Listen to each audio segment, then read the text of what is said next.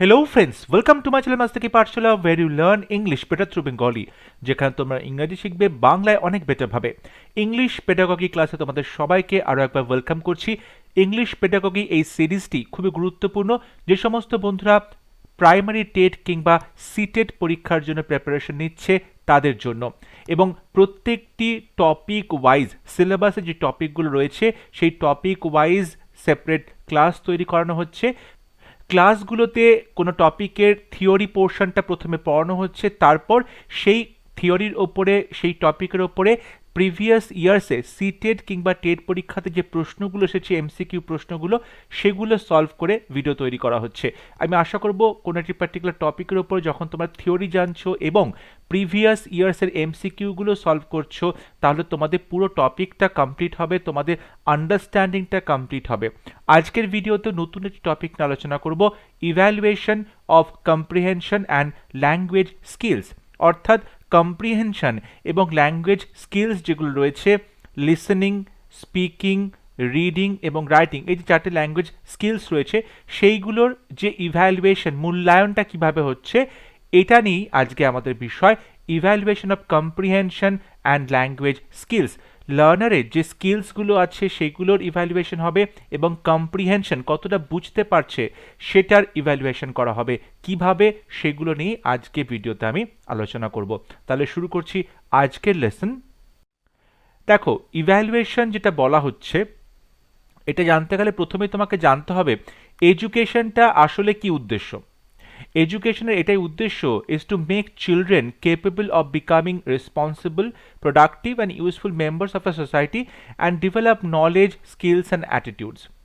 শিক্ষার উদ্দেশ্য হচ্ছে সেই বাচ্চাটিকে বা লার্নারকে কেপেবল করা, সমর্থ করা, বিকামিং রেসপন্সিবল, যাতে সে দায়িত্ববান হয়, প্রোডাক্টিভ হয় এবং useful members of a society, এবং এই সোসাইটির জন্য সে কিছু কাজ করতে পারে, কিছু দরকারি কাজ করতে পারে, তার কিছু কন্ট্রিবিউট করতে পারে সোসাইটির প্রতি। অ্যান্ড ডেভেলপ নলেজ, স্কিলস এবং অ্যাটিটিউডস। এই attitudes, emotions and values are thus an integral part of cognitive development and linked to the development of languages, mental representations, concepts and reasoning. দেখো, যেটা বলা হচ্ছে এই যে অ্যাটিটিউড, ইমোশন এবং values, এগুলো হচ্ছে কগনিটিভ ডেভেলপমেন্টের ইন্টিগ্রাল পার্ট। কগনিটিভ ডেভেলপমেন্ট মানে বুঝতে পারি আমরা যেখানে লার্নারের ল্যাঙ্গুয়েজ ডেভেলপমেন্ট হচ্ছে, মেন্টাল রিপ্রেজেন্টেশন ডেভেলপমেন্ট হচ্ছে, বিভিন্ন কনসেপ্টের ডেভেলপমেন্ট হচ্ছে, রিজনিং পাওয়ার, ক্রিটিক্যাল থিঙ্কিং পাওয়ার, এগুলো ডেভেলপমেন্ট হচ্ছে, তখন তাকে বলা হয় কগনিটিভ ডেভেলপমেন্ট। তার থিঙ্কিং পাওয়ার, তার র্যাশনালিটি, ঠিক আছে, তার রিজনিং, তার ক্রিটিক্যাল আন্ডারস্ট্যান্ডিং, এই সব কিছু আমরা দেখতে পাই কগনিটিভ ডেভেলপমেন্টের মধ্যে তৈরি হচ্ছে। With the development of children's metacognitive capabilities, they become more aware of their own beliefs and capable of regulating their own learning. এই যে মেটাকগনিটিভ ক্যাপাবিলিটিস, অর্থাৎ লার্নার নিজে যেটা শিখছে এবং সেটা বুঝতে পারছে কিনা সেটা সে বুঝতে পারে। ধরো আমি কোনো একটা লেখা পড়ছি বা কোনো একটা সিনেমা দেখছি বা কোনো একটা গান শুনছি, সেই গানটা আমি বুঝতে পারছি কিনা, গানটা আমার ভালো লাগছে কিনা, সিনেমাটা আমি বুঝতে পারছি কিনা, ভালো লাগছে কিনা, এটা তো নিজে নিজে বোঝা যায়। অর্থাৎ আমি যেটা শেখার চেষ্টা করছি সেটা ঠিক করে শিখতে পারছি কিনা সেটা আমি নিজেই বুঝতে পারি। এই যে ক্যাপাবিলিটি, এটাকেই বলা হচ্ছে মেটা কগনিটিভ ক্যাপাবিলিটিস। অর্থাৎ লার্নার যখন কোনো কিছু শিখছে সেটা বুঝতে পারছে কিনা, লার্নার সেটা নিজেই বুঝতে পারে। অর্থাৎ লার্নার নিজে কোনো একটা জিনিসকে পড়ে তার মিনিং বুঝতে পারছে কিনা, তার আন্ডারস্ট্যান্ডিং ঠিকঠাক হচ্ছে কিনা, এটা লার্নার নিজেই ইভ্যালুয়েট করতে পারে। The Kothari Commission Report 1966 observed that the student should receive a certificate from the school giving the record of his internal assessment. Kothari commission বলেছে যে একটা স্টুডেন্টকে তার যে ডেভেলপমেন্ট হলো, তার যে অ্যাসেসমেন্ট, সেটার জন্য প্রত্যেক বছর তাকে একটি করে রেজাল্ট দেওয়া হবে। It should be comprehensive, evaluating all those aspects of students' growth that are measured by the external examination, also those personality traits, interests, attitudes which cannot be assessed by it. একটা যে result দেওয়া হচ্ছে সেটা comprehensive হতে হবে এবং সেই comprehensive রেজাল্টের মধ্যে কী কী থাকবে, স্টুডেন্টের যে গ্রোথ হচ্ছে যে গ্রোথটা তুমি এক্সটার্নাল এক্সামিনেশনের মাধ্যমে বুঝতে পারছো, অর্থাৎ বাহ্যিক পরীক্ষা, অর্থাৎ অ্যানুয়াল পরীক্ষা হচ্ছে, বিভিন্ন ইউনিট টেস্ট হচ্ছে, ঠিক আছে, ওরাল টেস্ট হচ্ছে, এইগুলোর মাধ্যমে একটা বাচ্চার যে এক্সটার্নাল গ্রোথ, ঠিক আছে, ইভ্যালুয়েট করতে পারছো। কিন্তু লার্নারের বিষয় থাকে, সেগুলো হচ্ছে তার যে ট্রেডস কী কী আছে, তার ইন্টারেস্ট কী কী আছে, তার অ্যাটিটিউডটা কীরকম, এই জিনিসগুলো কিন্তু রিটেন টেস্ট পরীক্ষাতে পেন পেপার নিয়ে বসে বোঝা যায় না, এগুলোর ইভ্যালুয়েশন করা যায় না। তাই রেজাল্টটা এরকমই হতে হবে যেখানে বাচ্চার যে পার্সোনালিটি, সেই বিভিন্ন ট্রেডসগুলো, তার ইন্টারেস্টগুলো, তার হবিস, তার অ্যাটিটিউডস, তার অ্যাপটিটিউডস, ঠিক আছে, তার ফেলো ফিলিংস, তার সিম্প্যাথি, এমপ্যাথি, এই সমস্ত বিষয় সেখানে অ্যাসেস করা যাবে। অর্থাৎ তার সারা বছরে কতটা পড়াশোনা করছে তার যে একটা মেজার করা হবে, সেটার পাশাপাশি বাচ্চার যে পার্সোনালিটি, তার ডেভেলপমেন্ট, তার ইন্টারেস্ট, তার হবি, তার অ্যাটিটিউডস, এই সমস্ত কিছু সেখানে অ্যাসেস করা হবে। Evaluation is concerned with the all-round development of students' personality pertaining to cognitive, affective and psychomotor objectives. Cognitive মানে আমি একটু আগেই বলেছি থিঙ্কিং পাওয়ার, ক্রিটিক্যাল অ্যানালিটিক পাওয়ার, তার যে আইডেন্টিফাই করতে পারার পাওয়ার, তার নলেজ, তার স্কিলস, সেগুলোকে বোঝানো হচ্ছে।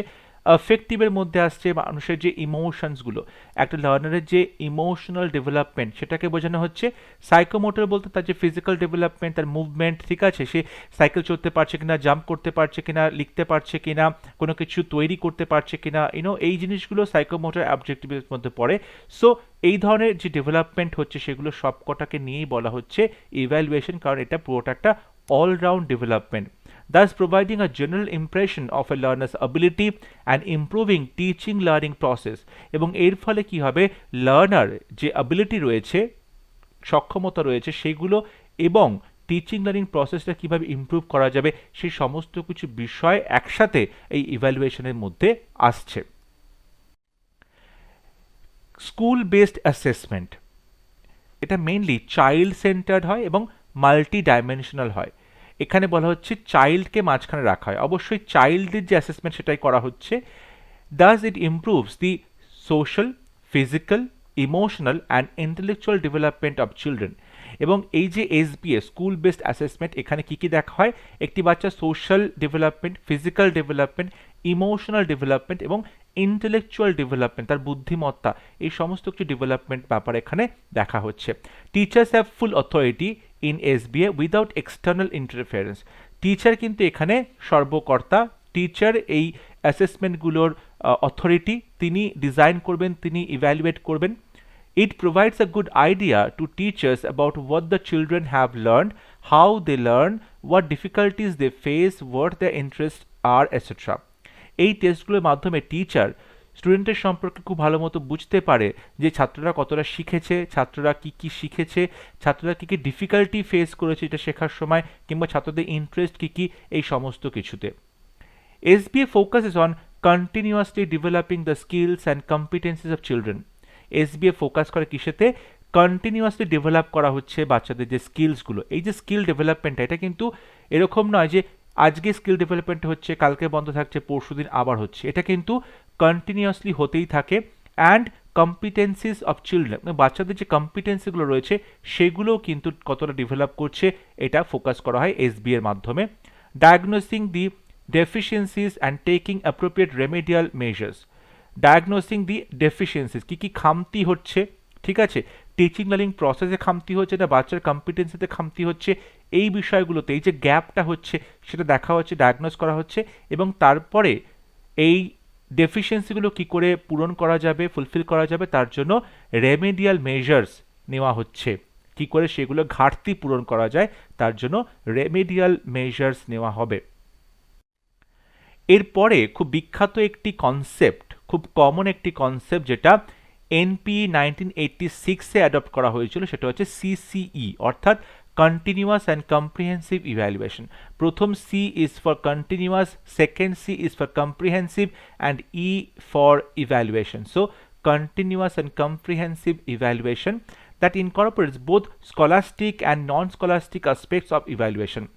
এই যে CCE, এর মধ্যে একটি বাচ্চা যে স্কলাস্টিক ইভ্যালুয়েশন, অর্থাৎ পড়াশোনা সে কতটা শিখছে, আর নন স্কলাস্টিক অর্থাৎ এক্সট্রা কারিকুলার যে অ্যাক্টিভিটিগুলো রয়েছে সেগুলো কতটা শিখছে, এই দুটো অ্যাসপেক্টই কিন্তু এখানে আমরা দেখতে পাই সিসিইর মাধ্যমে। স্পেসিফিক সাবজেক্টের যে নলেজ সেটার পাশাপাশি একজন স্টুডেন্ট তার যে লাইফ স্কিলসগুলো কতটা শিখছে, কো কারিকুলার অ্যাক্টিভিটিস কতটা শিখছে, কতটা তার অ্যাটিটিউডস হচ্ছে, তার ভ্যালুস কী কী, এই সমস্ত কিছুর একটা ইভ্যালুয়েশন করা হয় এই সিসিইর মাধ্যমে। সো স্কলাস্টিক এবং নন স্কলাস্টিক দুটো অ্যাসপেক্টই এখানে ইভ্যালুয়েট করা হয়। Evaluation not only measures the progress and achievement of the learners, but also the effectiveness of teaching materials and methods used for transaction. ইভ্যালুয়েশনের মাধ্যমে শুধু যে লার্নারের প্রগ্রেস কতটা হলো, অ্যাচিভমেন্ট কী কী হলো সেটা মেজার করা হয়, তা শুধু নয়, টিচিং লার্নিংয়ের যে ম্যাটেরিয়াল কিংবা যে মেথড অবলম্বন করে পড়ানো হয়েছে, টিচিং লার্নিং প্রসেসটা হয়েছে বা যে ম্যাটেরিয়াল ব্যবহার করা হয়েছে সেটা কতটা এফেক্টিভ, সেটা কতটা কার্যকরী, এটাও কিন্তু ইভ্যালুয়েশনের মাধ্যমে দেখা হয়। It should be continuous and comprehensive in nature. এই ইভ্যালুয়েশনটা কন্টিনিউয়াসলি করতে হবে এবং কম্প্রিহেন্সিভ ওয়েতে করতে হবে। CCE is a developmental process of student that emphasizes two-fold objectives. CCEটা হচ্ছে বাচ্চাদের ডেভেলপমেন্টাল যে প্রসেস সেটা এখানে দেখানো হয়। দুটো উদ্দেশ্য আছে, একটা হলো কন্টিনিউটি ইন ইভ্যালুয়েশন, ইভ্যালুয়েশনের যে কন্টিনিউটি অর্থাৎ কতটা কন্টিনিউয়াসলি এই ঘটনাগুলো ঘটছে, ইভ্যালুয়েশনটা হচ্ছে, and assessment of broad based learning and behavioural outcomes, এবং এই ছাত্রের যে শেখাটা কতটা হচ্ছে, ব্রড বেসড লার্নিং, এবং এই লার্নিংয়ের ফলে তার যে বিহেভিয়ারাল চেঞ্জেস, তার যে আচরণগত পরিবর্তন, সেই সমস্ত কিছু এখানে অ্যাসেস করা হয়।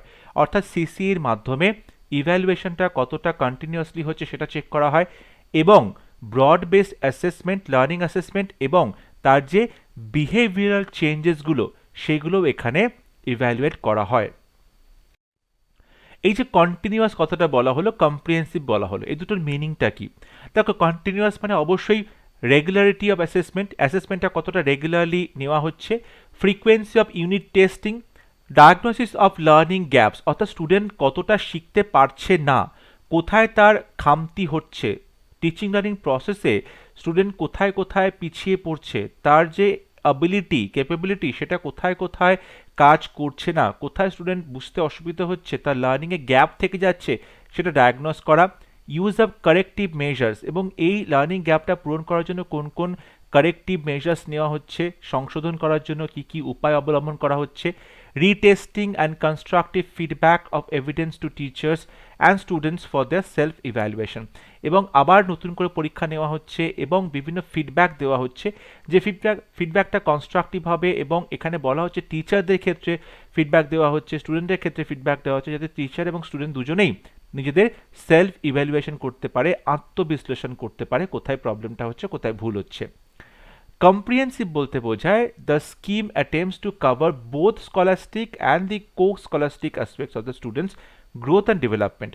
অর্থাৎ স্কলাস্টিক মানে হচ্ছে কতটা সে পড়াশোনা শিখছে, কতটা সাবজেক্ট সম্পর্কে তার নলেজ হচ্ছে, আর কো স্কলাস্টিক্স মানে হচ্ছে তার লাইফ স্কিল কী কী, তার কো কারিকুলার অ্যাক্টিভিটিস রয়েছে, তার অ্যাটিটিউডস কীরকম, তার ভ্যালুস কী কী, এই সমস্ত কিছু এখানে দেখা হচ্ছে।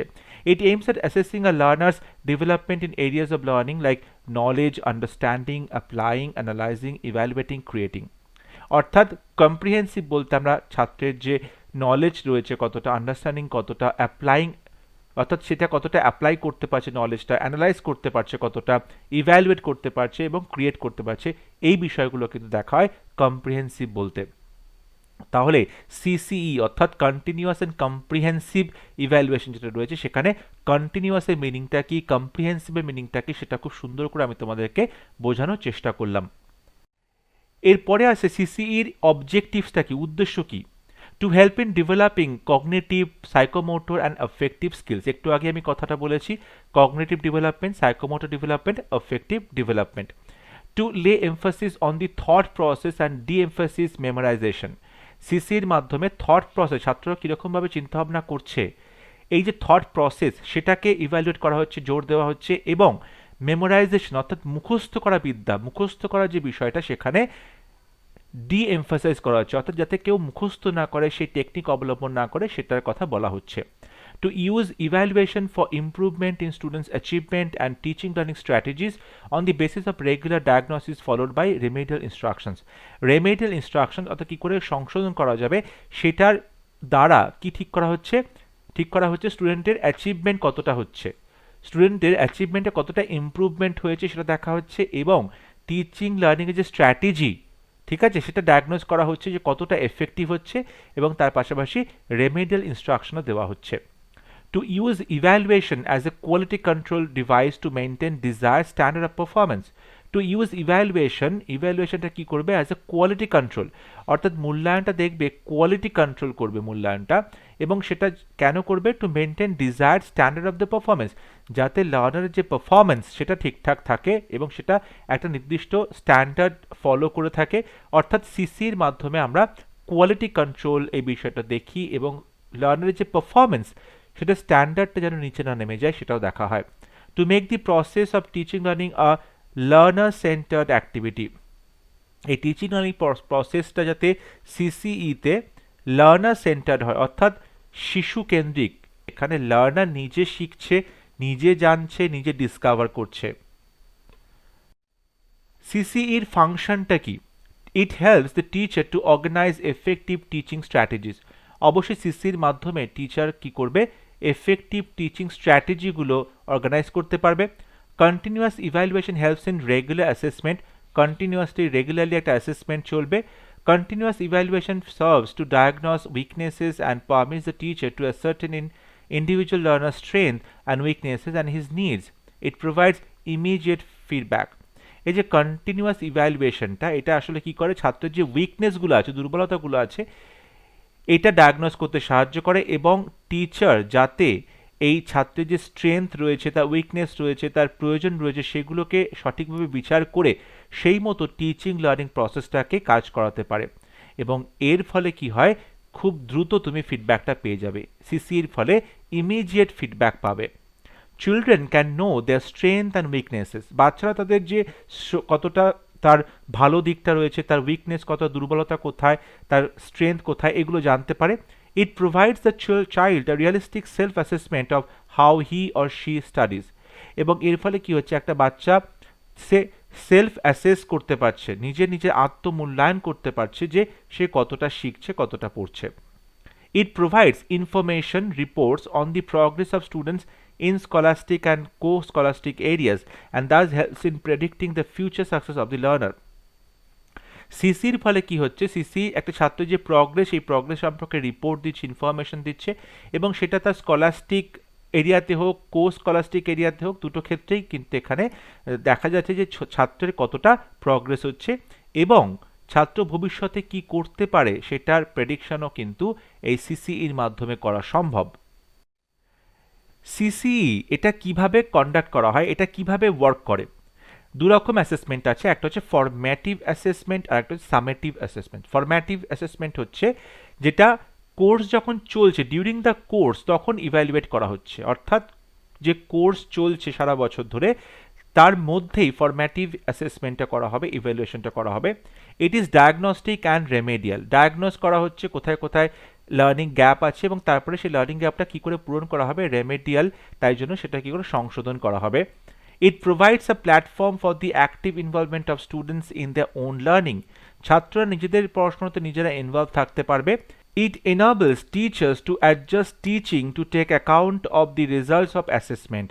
অ্যাসেসমেন্টের রেজাল্টটাকে মাথায় রেখে টিচার কি করবে? নিজে যে টিচিং লার্নিং প্রসেস সেটাকে সে অ্যাডজাস্ট করবে, সেটাকে সেই মতো তৈরি করবে। It builds on students prior knowledge and experience in designing what is taught. কি পড়ানো হয়েছে, কি পড়ানো হবে, এটার জন্য যখন তুমি কারিকুলাম ডিজাইন করা হবে তখন ছাত্রের প্রায়র নলেজ, অর্থাৎ আগেকার যে নলেজ, পূর্ববর্তী নলেজ এবং তার কি অভিজ্ঞতা সেটাকে কাজে লাগানো হবে, এবং তার ফলেই ফরম্যাটিভ অ্যাসেসমেন্ট করা হবে। It offers an opportunity to students to improve their work after they get the feedback. যখন অ্যাসেসমেন্টে ছাত্ররা কোনো ফিডব্যাক পাচ্ছে টিচারের কাছ থেকে, ছাত্ররা সুযোগ পাবে সেই ফিডব্যাকটা কাজে লাগিয়ে তাদের যে ফল্টসগুলো আছে সেগুলোকে আরও বেশি করে ইমপ্রুভ করতে, কারেকশন করতে। It help students to support their peer groups, এবং তাদের যে বন্ধুদের গ্রুপ আছে, পিয়ার গ্রুপস, সেটাকেও সাপোর্ট করতে সাহায্য করে। Formative assessment can be carried through using multiple modes of assessment. Formative অ্যাসেসমেন্টটা বিভিন্ন টেকনিক ফলো করে করা যায়, যেমন হচ্ছে এক্সামিনেশন হতে পারে, অ্যাসাইনমেন্টস হতে পারে, কুইজ হতে পারে, কম্পিটিশনস হতে পারে, project, debates, group discussion, experiments, research etcetera. এবং যে টুলস ব্যবহৃত হয়ে থাকে ফরম্যাটিভ ইভ্যালুয়েশন জন্য সেটা হচ্ছে questions, observation schedule, interview schedule, checklist, rating scale, anecdotal record, test and inventories, portfolio analysis. অর্থাৎ ফরম্যাটিভ ইভ্যালুয়েশনটি কীভাবে করা হয়ে থাকে? কোয়েশ্চেনের মাধ্যমে, অবজারভেশনের মাধ্যমে, ইন্টারভিউয়ের মাধ্যমে, চেকলিস্টের মাধ্যমে, rating scale, anecdotal records, test এবং ইনভেন্টরিজ এবং পোর্টফোলিও অ্যানালিসিসের মাধ্যমেই কিন্তু ফরম্যাটিভ ইভ্যালুয়েশনটা সম্ভব হয়। Each subject must have only one paper pencil test. The other modes of assessment must be a part of classroom interactive activities. বলা হচ্ছে প্রত্যেক সাবজেক্টের একটা করে অন্তত পরীক্ষা থাকবে যেখানে তারা পেন আর পেপারে লিখবে এবং লিখে পরীক্ষা দেবে, এবং অন্য মোড অফ অ্যাসেসমেন্ট হবে যেটা ক্লাসরুম ইন্টারাকশনটা কীরকম হচ্ছে সেই অ্যাক্টিভিটিগুলোর উপরে বেস করে।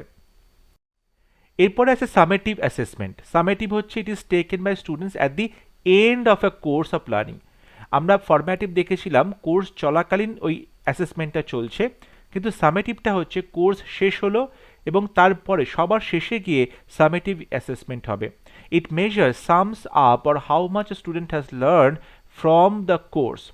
বলা হচ্ছে যে এটা ছাত্ররা কতটা শিখেছে সেই পুরো বিষয়টাকে একসাথে করছে, তাই জন্য তাকে বলা হয় সামেটিভ অ্যাসেসমেন্ট।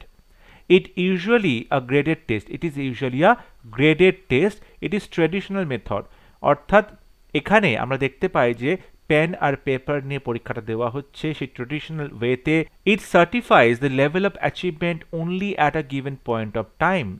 অর্থাৎ নির্দিষ্ট একটা সময়, নির্দিষ্ট একটা বয়সে ছাত্র কতটা অ্যাচিভ করেছে সেটাই আমরা সামেটিভ অ্যাসেসমেন্ট থেকে দেখতে পাবো। It encourages learn and forget syndrome and produces enormous stress and anxiety among the learners. Learn and forget, শেখো এবং ভুলে যাও, এই যে সিনড্রোম এটা তৈরি করা হয়েছে সামেটিভ অ্যাসেসমেন্টের জন্যই, কিন্তু সেখানে অনেক বেশি স্ট্রেস থাকে, অ্যাংজাইটি থাকে লার্নারের মধ্যে। This is assessment of learning, অর্থাৎ লার্নিং কতটা হচ্ছে সেটার অ্যাসেসমেন্ট করা হচ্ছে, অর্থাৎ কতটা শিখতে পারছে লার্নার, কতটা শিখতে পারছে সেটার অ্যাসেসমেন্ট করা হচ্ছে। The technique used is examination system and the tools used is pen and test paper. Summative অ্যাসেসমেন্টের ক্ষেত্রে এক্সামিনেশন সিস্টেম ফলো করা হয় এবং সেক্ষেত্রে পেন আর পেপারের মধ্যেই ছাত্ররা লেখে, ছাত্ররা পরীক্ষাটা দেয় এবং সেখান থেকে একটা অ্যাসেসমেন্ট হয় যাকে বলে সামেটিভ অ্যাসেসমেন্ট। সামেটিভ অ্যাসেসমেন্টে কী কী টুলস এবং কী কী টেকনিক অবলম্বন করতে হয়, যেরকম কোয়েশ্চেন্স এটা একটা টেকনিক। যেরকম কোয়েশ্চেনের মধ্যে শর্ট আনসার কোয়েশ্চেন্স হয়, ভেরি শর্ট আনসার কোয়েশ্চেন হয়, অবজেক্টিভ টাইপ কোয়েশ্চেনে, অবজেক্টিভ টাইপে এমসিকিউ কোয়েশ্চেন হচ্ছে 4টে করে অপশন থাকে, তার মধ্যে একটি সঠিক উত্তর হবে। Short answer question, to the point উত্তর লিখতে হবে, শুধু যে ইনফরমেশনটুকু চাওয়া হচ্ছে সেই ইনফরমেশনটাই। সুতরাং এটা একটা খুব বড় টেকনিক ফর সামেটিভ ইভ্যালুয়েশন।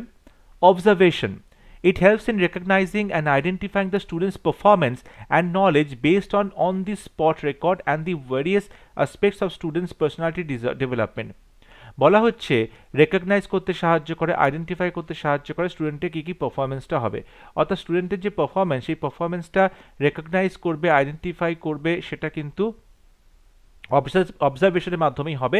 এবং knowledge based on the spot record, অর্থাৎ অন দি স্পট তুমি কি দেখছো, কি শুনছো, সেটাই এখানে লিখতে হচ্ছে এবং সেটাই এখানে কিন্তু প্রায়োরিটি পাবে। ইট helps in recognising and identifying on a continuing basis at varying time periods. অনেকটা সময় জুড়ে যখন তুমি কোনো কিছু রেকগনাইজ করছো, আইডেন্টিফাই করছো, সেটা তোমাকে হেল্প করছে কন্টিনিউয়াসলি কাজটা করার জন্য।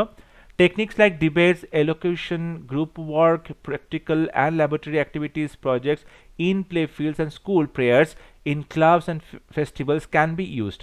অর্থাৎ বিভিন্ন টেকনিকের মধ্যে রয়েছে ডিবেট, রয়েছে এলোকিউশন, রয়েছে গ্রুপ ওয়ার্ক, রয়েছে প্র্যাকটিক্যাল অ্যান্ড ল্যাবরেটরি অ্যাক্টিভিটিস আছে, প্রজেক্টস আছে। তো এই টেকনিকগুলোর মাধ্যমে কিন্তু আমরা সামেটিভ ইভ্যালুয়েশনটা করা যেতে পারে। এরপরে আছে test and inventories. Oral test অবশ্যই মৌখিক পরীক্ষা, যেখানে লার্নারের একটা ডিফিকাল্টি আছে যে সে কোনো কিছু রিটেনে এক্সপ্রেস করতে পারছে না, লিখিত ফর্মে এক্সপ্রেস করতে পারছে না, তখনই সেখানে ওরাল টেস্ট নেওয়া হচ্ছে। It helps to test listening and speaking skills. এখানে স্টুডেন্টরা টিচারের প্রশ্নটা ভালো করে শুনবে এবং সঠিকভাবে উত্তর দেবে, ঠিক করে কথা বলে উত্তর দেবে। তাহলে এখানে ছাত্রের যে লিসেনিং এবং স্পিকিং স্কিলস এই দুটো এখানে বাড়ছে। It is use to test certain verbal abilities like fluency, expression and accuracy. অর্থাৎ ফ্লুয়েন্সি, এক্সপ্রেশন এবং অ্যাকিউরেসি এই ক্ষেত্রে কিন্তু যে আমরা বলতে পারি অ্যাবিলিটিগুলো রয়েছে সেগুলো একটা টেস্ট করা হচ্ছে, ঠিক আছে, টেস্ট অ্যান্ড ইনভেন্টরিজের মাধ্যমে। It is used to test depth of learning of the students through probing questions. পরপর কোয়েশ্চেন করা হচ্ছে, একটা বিষয় জানার জন্য একের পর এক প্রশ্ন করা হচ্ছে এবং সেই প্রশ্নের মাধ্যমে আস্তে আস্তে সঠিক উত্তরটা উঠে আসে। তাহলে একজন স্টুডেন্টের যে বলতে পারো যে ডেপথ অফ লার্নিং কতটা হচ্ছে সেটা এই টেস্টের মাধ্যমে পরীক্ষা নিরীক্ষা করা হবে। এরপর আছে checklist. It is A instrument of data recording and documentation. Checklist হচ্ছে ডেটা রেকর্ড করা হচ্ছে, ডেটা ডকুমেন্ট করা হচ্ছে, সেটা একটা ইনস্ট্রুমেন্ট, তাকে বলা হয় checklist. Students are provided 2 or 3 alternatives, দুটো থেকে তিনটে অল্টারনেটিভ স্টুডেন্টদেরকে দেওয়া হয়ে থাকে। It is quick and easy to implement, এটা খুব কুইক হয় এবং খুব সহজে হয়। ইট প্রোভাইড স্পেসিফিক ইনফরমেশন আবার স্পেসিফিক অবজেক্ট। চেকলিস্ট কি করে, স্পেসিফিক অবজেক্টের জন্য স্পেসিফিক ইনফরমেশন তোমাকে দেবে। Checklist can be used for classroom assessment because they are easy to construct and use and they align closely with task. It provides limited information only, যেহেতু বলা যায় specific অবজেক্টের জন্য স্পেসিফিক ইনফরমেশন, সেহেতু অবশ্যই এটা একটা লিমিটেড ইনফরমেশন পাওয়া যায়। It does not indicate students' response to different situations or provide specific examples of responses. It does not indicate. এই চেকলিস্টের মাধ্যমে কিন্তু এটা বোঝা যায় না যে স্টুডেন্টরা বিভিন্ন সিচুয়েশনে কীরকমভাবে রিয়াক্ট করবে, রেসপন্ড করবে, এবং এটার ফলে তাদেরকে আরও কিছু স্পেশাল ইনফরমেশন দিতে হবে। পরবর্তী technique rating scale. Rating scale is used wherever a response or a learner behavior is likely to be in a continuum from excellent to bad or from satisfactory to unsatisfactory।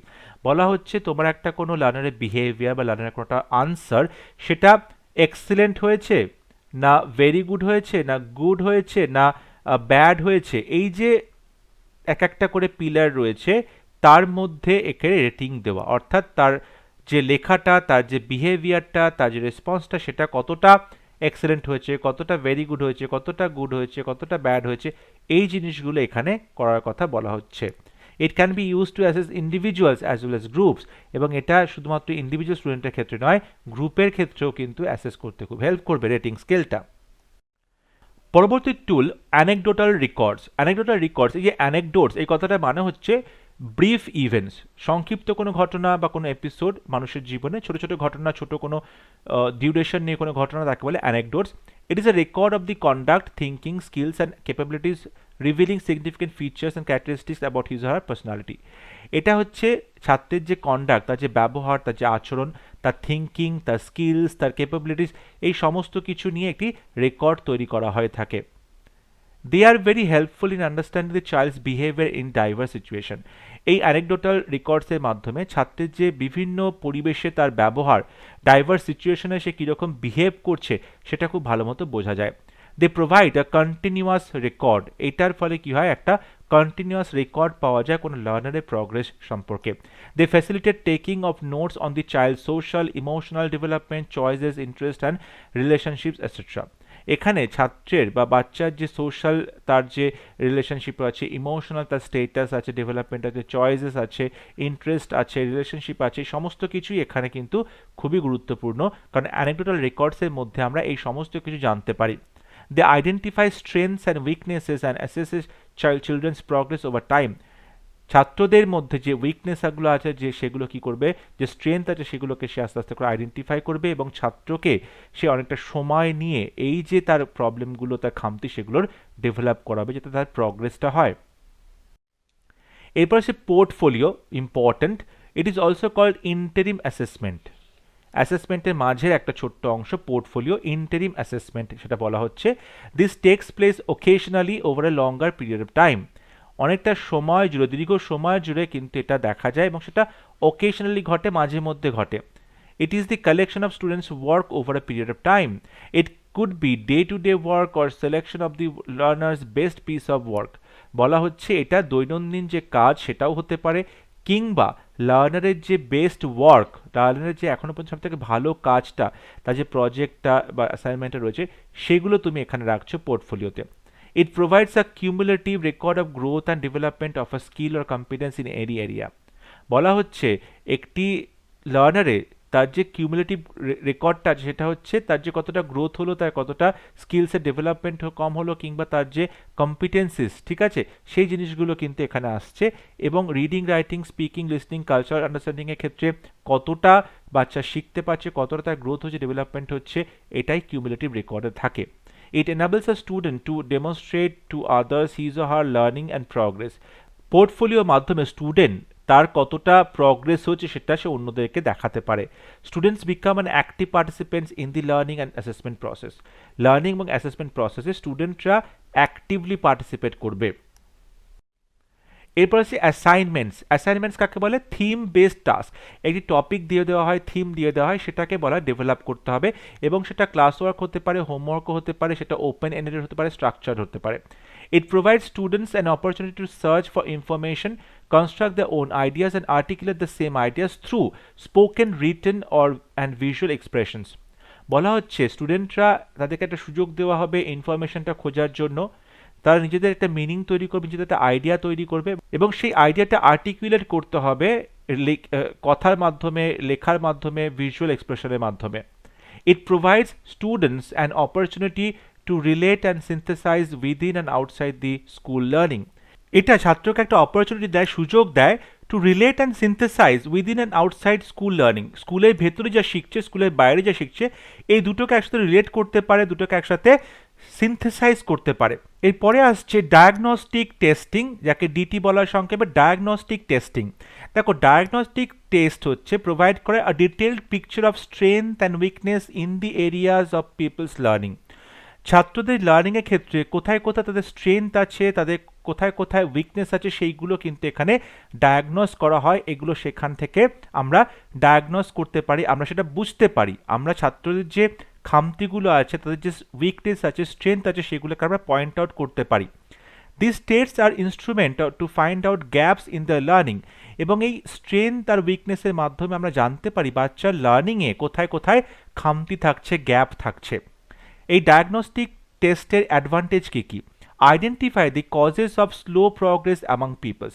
যেহেতু diagnose করা হয়, কোনো একটা রোগ নির্ণয় করা হচ্ছে, diagnose করা হচ্ছে, সেক্ষেত্রে লার্নিংয়ের ক্ষেত্রে আমরা বলতে পারি বাচ্চা যে স্লো তার প্রগ্রেস হচ্ছে, এই স্লো প্রগ্রেসের কারণগুলোকে কি সেটা আইডেন্টিফাই করা। Locate specific weaknesses in an area of linguistic skills. Linguistic skills যেটা আছে সেখানে কি কি উইকনেস আছে সেটাকে স্পেসিফিক্যালি লোকেট করা। Provide proper feedback to peoples, এবং প্রপার ফিডব্যাক দেওয়া যে কোথায় কোথায় খামতি হচ্ছে। Place the peoples properly in the learning process of English. English শেখার ক্ষেত্রে ছাত্রের ভূমিকাটা কি, সেখানে ছাত্রকে সেটা সুন্দর করে বোঝানো হচ্ছে, সেটা তৈরি করানো হচ্ছে। হাইটেন দি efficiency of teaching learning process. যে পদ্ধতিতে টিচিং লার্নিং করানো হচ্ছে সেই পদ্ধতিটার যে এফিসিয়েন্সি, কতটা তার সার্থকতা আছে, কতটা সেটা সমর্থ, সেটা এখানে হাইটেন করা হচ্ছে, সেটা এখানে বাড়িয়ে দেওয়া হচ্ছে ডায়াগনস্টিক টেস্টের মাধ্যমে। এবার procedure to frame DT diagnostic testing. Analysis of complex performance into its component sub skills. একটা কমপ্লেক্স পারফরমেন্সকে তুমি কি করবে, জটিল পারফরমেন্সকে আস্তে আস্তে তার যে বিভিন্ন পার্টসগুলো রয়েছে সেই পার্টসের যে সাব স্কিলস সেটাতে ভাঙবে। এরপরে কি করবে, developing test for each of the component skills.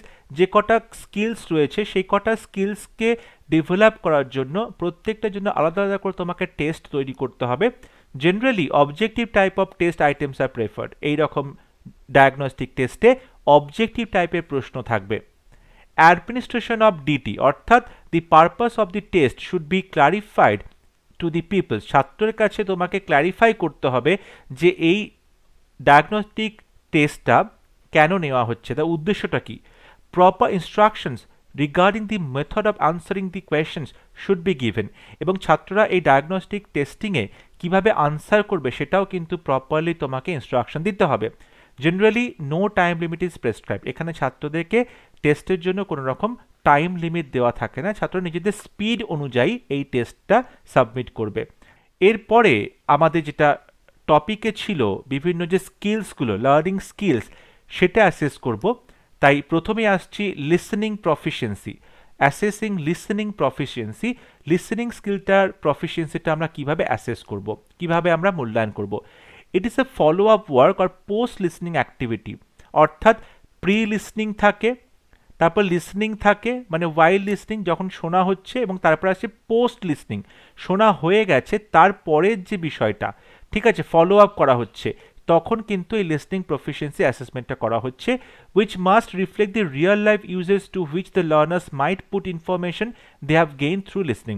শোনার সময় যে ইনফরমেশন লার্নার পেয়েছে সেই ইনফরমেশনটা সে রিয়েল লাইফে কিভাবে ব্যবহার করছে সেটার অ্যাসেসমেন্ট করাটাই হচ্ছে assessing listening proficiency.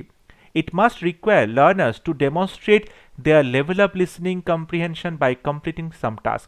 একটা টাস্ক কমপ্লিট করার মাধ্যমে লার্নারকে এটা ডেমনস্ট্রেট করতে হবে যে তার লিসেনিং কম্প্রিহেনশন, শুনতে শুনতে কতটা বুঝতে পারছে, এই বিষয়টা তাকে বলতে হবে। How a learner response in a non classroom situation. আমরা লিসনিং প্রফিসিয়েন্সি যে অ্যাসেস করব, মূল্যায়ন করব, কিভাবে করব? নন ক্লাসরুম সিচুয়েশন, অর্থাৎ ক্লাসরুম নয়, অর্থাৎ ক্লাসরুমের বাইরে রিয়েল লাইফে ছাত্র কীরকমভাবে লিসনিংয়ে রেসপন্ড করছে তার মাধ্যমে আমরা অ্যাসেস করব। The learners should be asked to complete a table based on an audio recording. Audio রেকর্ডিংয়ের মাধ্যমে লার্নারকে বলতে হবে সে কোনো একটা টেবিল মুখস্থ করছে, কোনো একটা কাজ কমপ্লিট করছে। Visualization of a topic or passage by the learner can be used to assess listening comprehension.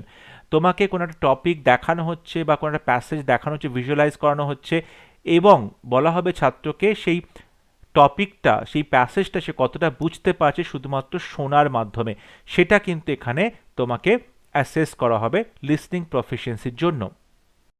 এরপরে আসছে অ্যাসেসিং স্পিকিং স্কিলস। স্পিকিং স্কিলসটা কিভাবে অ্যাসেস করা হবে? Assessment of learners communicative proficiency, কতটা সে কমিউনিকেট করতে পারছে লোকজনের সাথে। It means assessment of pronunciation, stress, rhythm and intonation. যখন স্পিকিং স্কিলস তুমি অ্যাসেস করছো তার মানে তুমি ছাত্রের প্রোনাউন্সিয়েশন, উচ্চারণ, তার স্ট্রেস, কোথায় কোথায় কথাতে জোর দিচ্ছে, রিদম, কথা বলার ছন্দটা আছে কিনা, বা ইন্টোনেশন, কথাতে গলার যে ওঠানামা, ঠিক আছে, ইমোশনের যে ওঠানামা, সেটা ঠিকঠাক ফুটিয়ে উঠতে পারছে কিনা। It assesses learners the use of appropriate volume, clarity and gesture in individual group situations. একটি লার্নার কথা বলার সময় তার গলার ভলিউম কেমন থাকছে, কথা বলার ক্ল্যারিটি কত, এবং তার কথা বলার যে জেস্চার, তার সেই যে বডি ল্যাঙ্গুয়েজ সে কীরকম দেখাচ্ছে কথা বলার সময়, তার মুখে যে জেস্চার, সেই সমস্ত কিছু অঙ্গভঙ্গি এখানে দেখা হয়ে থাকে। Assessment of speaking skill can be done by asking the learners to recite a poem, read a passage, perform debate, discussions or role play, asking and answering questions, describing a picture, etc. অ্যাসেসমেন্টটা কীভাবে হবে speaking স্কিলে? তুমি ছাত্রকে বললে কোনো একটা poem recite করতে, কোনো একটা প্যাসেজ পড়তে, কিংবা কোনো ডিবেট বা তর্ক বিতর্ক, কিংবা কোনো ডিসকাশনে পার্টিসিপেট করতে, কিংবা রোল প্লেতে পার্টিসিপেট করতে, কিংবা তাকে প্রশ্ন উত্তর জিজ্ঞাসা করলে, কিংবা কোনো একটা ছবি দেখিয়ে সেটা ডিসক্রাইব করতে বললে। এই যে ডিবেট বা ডিসকাশনের প্রসঙ্গ আসো, সেখানে একটা টার্ম খুব ইম্পর্টেন্ট, ইন্টারাকশনাল রুটিন। ইন্টারাকশনাল রুটিন খুব ইম্পর্টেন্ট টার্মটা, ভালো করে শুনবে। ইন্টারাকশনাল রুটিনটা হচ্ছে যখন ডিসকাশন চলছে, সেই ডিসকাশনে তুমি যখন মিনিংটা বুঝতে পারছো এবং সেই মিনিংটা কোরিলেট করতে পারছো, ঠিক আছে, অন্যান্য বিষয়ের সাথে ডিসকাশনের বিষয়টাকে তুমি মেলাতে পারছো, এবং ওয়েট ফর দেয়ার টার্ন, যখন নিজেদের টার্ন কখন আসবে, কখন তারা বলবে সেটার জন্য অপেক্ষা করছে, এবং allow others to take their turns, এবং অন্যদেরকেও বলতে সুযোগ দেওয়া হচ্ছে। এটাকে বলা হচ্ছে ইন্ট্রোডাকশনাল রুটিন। কিভাবে ইন্ট্রোডাকশনটা হবে? একটা রুটিন, অর্থাৎ তুমি মিনিংটা বুঝবে, মিনিংটাকে কোরিলেট করবে, তারপর তুমি ওয়েট করবে তোমার টার্নের জন্য, তোমার বলা হয়ে গেলে অন্যদের টার্নের জন্য অন্যরা ওয়েট করবে। এইভাবেই কিন্তু ডিসকাশন বা ডিবেটটা চলবে, যাকে বলা হচ্ছে ইন্ট্রোডাকশনাল রুটিন। এরপরে point, assessing reading skill. Reading skill কী করে অ্যাসেস করা হবে? Learners reading level is the level at which the learner is able to use reading to finish communication goals. Communication করার জন্য লার্নার যখন রিডিং এর সাহায্য নিচ্ছে, যখন কোনো কিছু পড়ছে এবং পড়ার মাধ্যমে কমিউনিকেট করছে, তখনই বলা হবে reading skill. It helps in interpersonal, evaluative and comprehensive skills of the learner.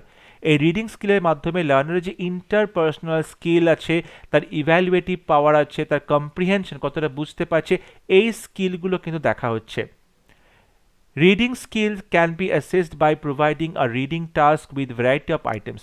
একটা কোনো কিছু পড়তে দেওয়া হলো এই টাস্কটা অ্যাসেস করার জন্য, এবং পড়ার মধ্যে যে টেক্সট দেওয়া হলো বা যে টাস্ক দেওয়া হলো তার মধ্যে বিভিন্ন রকমের আইটেম থাকবে, বিভিন্ন রকম টপিক সেখানে অ্যাসেস করা হবে।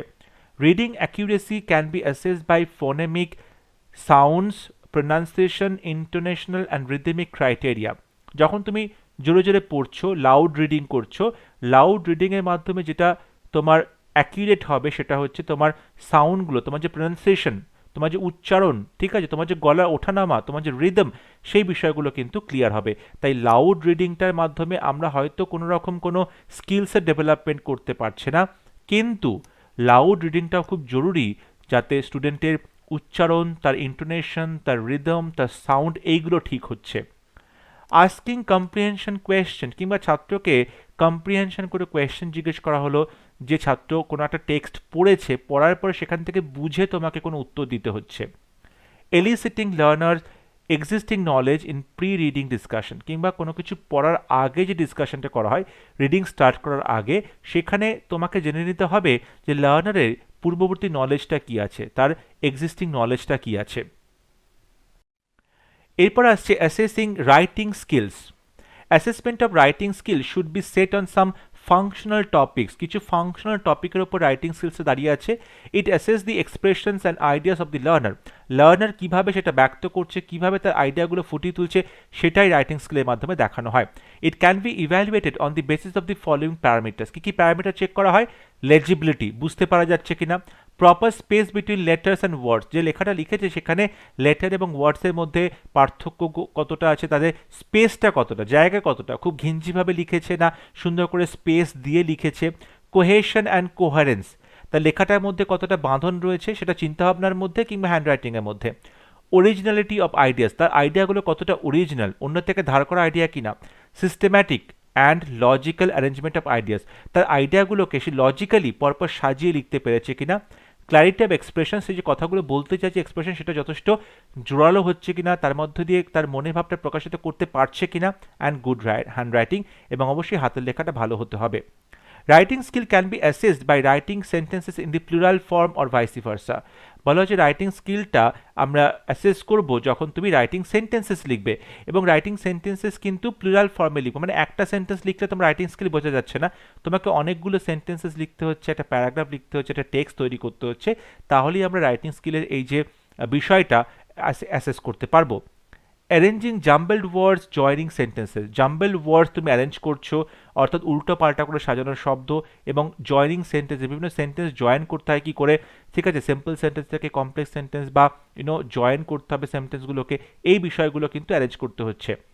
Changing the form of narration or completing a paragraph, writing a poem or a play or a paragraph or a parallel paragraph, অর্থাৎ তোমাকে বিভিন্ন কিছু লিখতে দিল, যেমন ন্যারেশন চেঞ্জ করতে দিল, তোমাকে কোনো প্যারাগ্রাফ কমপ্লিট করতে বললো, অর্ধেক প্যারাগ্রাফটাকে কমপ্লিট করতে বললো, কিংবা কোনো কবিতা লিখতে বললো, কিংবা কোনো নাটক লিখতে বললো, এরকমভাবে কিন্তু আমরা রাইটিং স্কিলটাকে অ্যাসেস করে থাকি।